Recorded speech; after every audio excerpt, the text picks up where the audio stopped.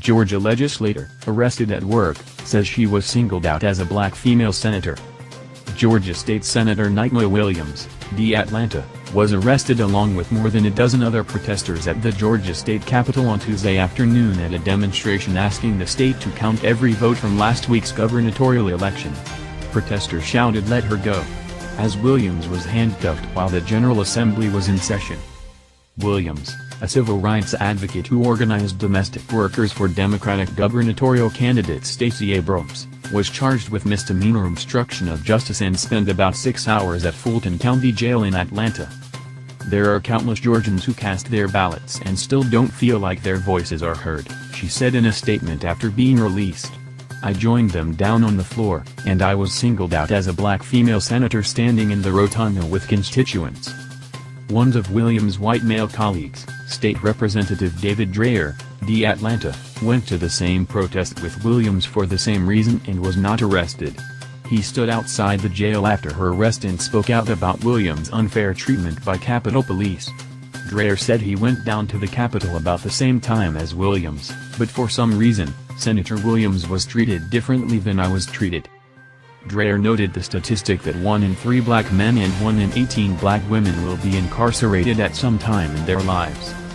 "Because of our system, because of the bias in the way that our laws are enforced, just like I went down with Senator Williams to try to de-escalate the situation, Senator Williams was taken away," he said.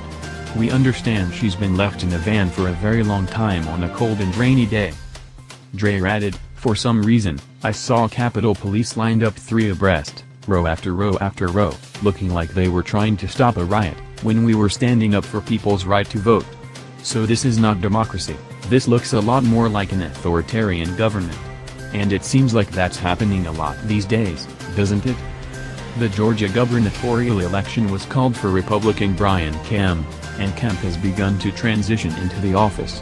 But Kemp, who oversaw the election as Secretary of State, is accused of rampant voter suppression and has lost several court cases over his attempts to block voters of color from the polls.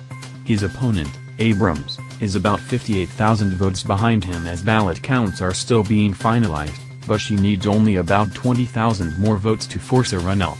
She refuses to concede until all votes are counted, and about 25 counties have yet to certify their results. Williams is the first woman to hold her state legislative seat, a seat once held by the late civil rights leader Julian Bond. In the spirit of Bond, she said she will keep fighting for a fair election, despite her arrest. "I'm incredibly proud and will continue to stand with the citizens of Georgia to demand that their votes be counted," she said.